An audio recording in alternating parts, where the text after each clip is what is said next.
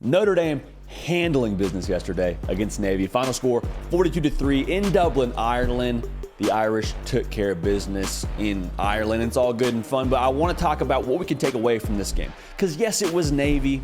Yes, Notre Dame was the superior roster, but I think if you're taking a temperature of this Notre Dame Fighting Irish team at this point, at least from week 0, you got to feel pretty excited about the trajectory and the base they laid in that game. Really quickly, make sure you're locked in right here. Okay, make sure you're subscribed because we talk only college football 365 days a year. Sundays, tune in right here, and we will just be having a ton of content for y'all to come and consume, from your favorite team to what happened yesterday to the storylines. We got it all for you. Make sure you're locked in. Also, make sure you're following me on Twitter and on Instagram at JD Piquel. We appreciate you in advance for that. So, yes, it's Navy. And that's not a knock on Navy. It's just a reality that Notre Dame, with their resources, how they recruit, they should have a better roster than Navy 10 times out of 10. And yesterday was no exception. But even so, some things that I was encouraged by, you still had to handle that triple option offense if you're the Notre Dame defense. And that is much easier said than done, because this triple option, man, it is, to be 100% honest, for a defense, especially for like an edge defender, for a linebacker, if you're playing anywhere in that front seven, it's kind of monotonous. It's kind of a head game because you have to consistently read your keys. And a lot of these plays, whether it's a pull pitch, whether it's a dive, whether the quarterback's reversing out and doing play action, like, it's going to look pretty similar. So it takes an enormous amount of discipline from this Notre Dame defense to consistently read their keys, trust their eyes, and then trigger accordingly. And they flew all over the field. I was really encouraged by just the effort and the mentality of this defense, flying around, getting the football. And also early on, final score doesn't really indicate it, but early on, Navy kind of had some mojo going. Navy kind of had some juice. They were ripping off some, I don't know if explosive runs is the right word, but you had a couple of gashes for this Navy offense that you were thinking, okay, Notre Dame doesn't patch up those holes. Now this thing could get a little bit intriguing. Notre Dame held their water. Got to stop on downs. We're rolling. Okay, so good for Notre Dame being able to handle the business there. And they still brought that physical brand of football. Defensively, yes. Also offensively. Audric Estime, dude is first team all downhill. The way that he runs the football. And again, I understand it's Navy. I'm not trying to put too much stock into one game, but I was very encouraged from a Notre Dame fan by the way that he lowered his shoulder, got north and south, and just ran with an attitude. That's what you need at this running back position for Notre Dame. And you already knew you had that. You knew the offensive line was going to be able to move the line of scrimmage. They did that. And so you feel like, okay, that's about par for the course for us. Like, that's about how we should look up front. But we all understand, man.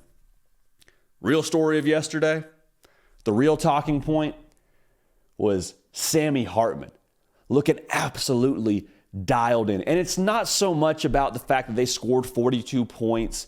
It was the way that they scored those 42 points. It was the way, the eye test, that you watched Sam Hartman throwing the football out there. I mean, he was, like I said, the epitome of efficient. 82% completion percentage, 19 for 23, 250 yards, 4 touchdowns. And he just looked so smooth. He looked so in control. There was no earthly way to tell that was Sam Hartman's first game with that new offense, his first game with that receiving room. He was the tone setter. He was the pace setter for that entire team yesterday. And the way that he looked in some of those throws where you can't just roll the ball out there and play if you're the first year starting quarterback in that system. Sam Hartman's played a lot of football. He hasn't played a lot of football with these receivers. And the timing routes, throwing the field out before his guys even out of the break, hitting Jaden Thomas in the back of the end zone, throwing it as he's coming out of his break. He's ad-libbing, moves up in the pocket, rolls to his left, finds Jaden Greathouse in the back of the end zone. Like, some of those things are a little bit more nuanced. You have had to rep it a couple of times to have it look the way that it did. And so Sam Hartman, yes, the stat line is pretty. Yes, the final score is pretty. But the way that it happened, we talked about it going in. What would the level of mojo look like for this team in the pass game? How in sync, how crisp would they look? Because no one would have blamed Sam Hartman if he came out and threw like 60% completion percentage, a couple of throws or errands because it's a new receiving room. Like, there was none of that to be seen from him in this game. And so the big takeaway for me isn't so much what they did against Navy. It's the base they set for when they go play at NC State. for when they go play against Ohio State, especially in this pass game, because that was the question mark all offseason long. Sam Hartman, he's really good. What does his receiver group look like? They looked good yesterday.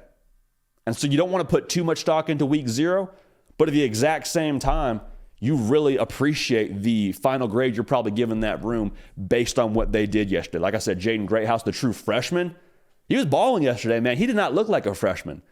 Week 0, his first time playing college football. I understand he got the spring. I understand that he looked good in the spring game, but even so, it's very different to roll the ball out there on national television as a true freshman and to play the way that he did.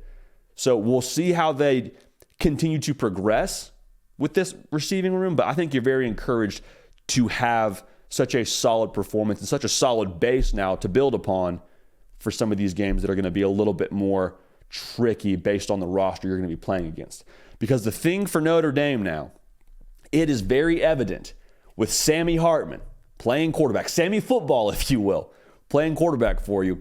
There is a new gear to this team, a new gear to this offense that they didn't have last year. And that's not to dunk on Drew Pine, not to say anything about what they did last year. I'm just saying it's very evident you brought Sam Hartman in for a reason, and you can see the return very, very early.